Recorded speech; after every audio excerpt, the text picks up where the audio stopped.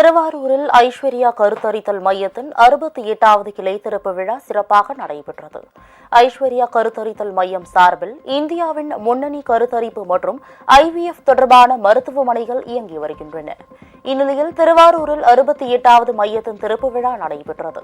திருவாரூர் நகரமன்ற தலைவர் புவனப்பிரியா, ஐஸ்வர்யா கருத்தரித்தல் மையத்தின் நிறுவனர் மருத்துவர் சந்திரலேகா, மருத்துவர்கள் கமலக்கண்ணி, ஐஸ்வர்யா, திவாகரன் உள்ளிட்டோர் குத்துவிளக்கு ஏற்றி மையத்தை தொடங்கி வைத்தனர். தொடக்க விழாவை முன்னிட்டு தம்பதியினருக்கு இலவச கருத்தரிப்பு ஆலோசனை வழங்கப்பட்டது.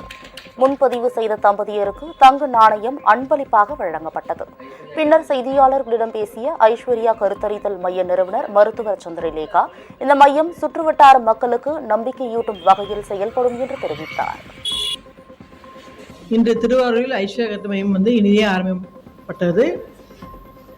இந்த முகாமில் 100க்கான தம்பதியர்கள் கலந்து கொண்டாங்க.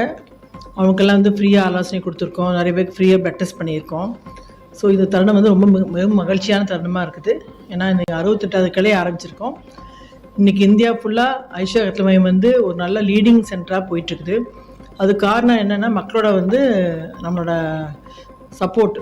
எதுக்காக நம்மளோட ட்ரீட்மெண்ட்லாம் பார்த்திங்கன்னா ரொம்ப எளிமையான முறையாக இருந்தாலும் நவீன முறையாக இருந்தாலும் மக்களுக்கு மிகவும் ஆரோக்கியமான குழந்தை கொடுப்பதில் முன்னோடியாக இருக்கிறோம்.